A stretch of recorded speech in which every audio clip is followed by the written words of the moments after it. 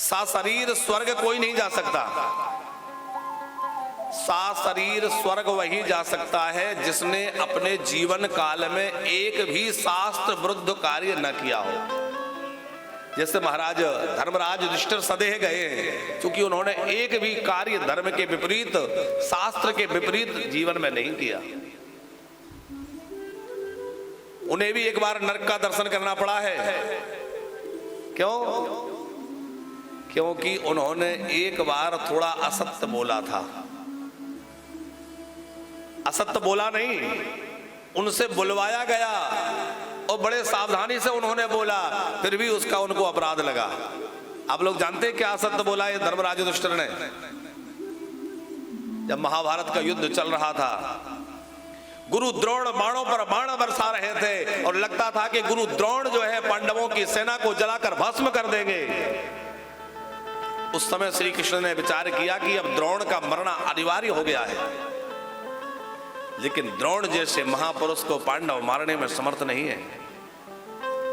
हाँ, यदि इनको कोई ऐसा समाचार मिल जाए कि जिससे ये व्यथित हो जाए तो यह युद्ध करने में उतनी तत्परता नहीं रख पाएंगे और फिर इनका मरना सहज है। तो भीमसेन से कहा कि यह जो हाथी है इसका नाम है अश्वत्थामा। अश्वत्थामा नाम का एक हाथी था पांडवों की सेना में। बोले इसको मार दो और यह मरेगा तो समाचार यह दिया जाएगा गुरु द्रोण को कि अश्वत्थामा मारा गया। ये नहीं कहा जाएगा कि बेटा तुम्हारा मारा गया कि हाथी मारा गया, बस इतना कहा जाएगा कि अश्वत्थामा हतः, अश्वत्थामा मारा गया। और वो सुनकर के व्यथित हो जाएंगे, उसी समय अर्जुन उनको मार सकेंगे।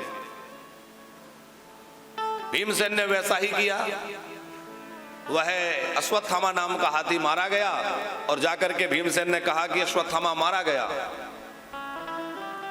द्रोणाचार्य ने कहा कि तुम्हारी बात पर विश्वास नहीं है, यदि यह बात युधिष्ठिर कह दे तो मैं मान जाऊंगा।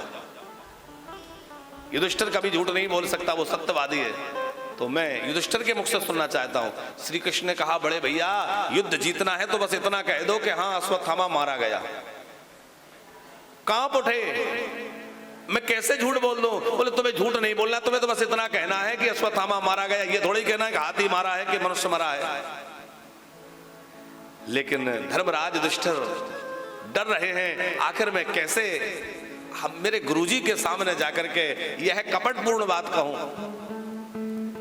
लेकिन श्री कृष्ण की आज्ञा है, इच्छा है, जाकर के कहा अश्वत्थामा हतः। इतना ही सुना और युधिष्ठिर जी ने बाद में उसका स्पष्टीकरण भी किया। नरो वा कुंजरो, नर नहीं कुंजर माने हाथी मरा है। लेकिन इतना ही सुन पाए द्रोणाचार्य जो है वो द्रोणाचार्य इतना ही सुन पाए कि अश्वत्थामा हतः, और आगे का वाक्य युधिष्ठिर ने बोला उतने में श्री कृष्ण ने शंख बजा दिया और आगे का वाक्य द्रोणाचार्य सुन ही नहीं पाए।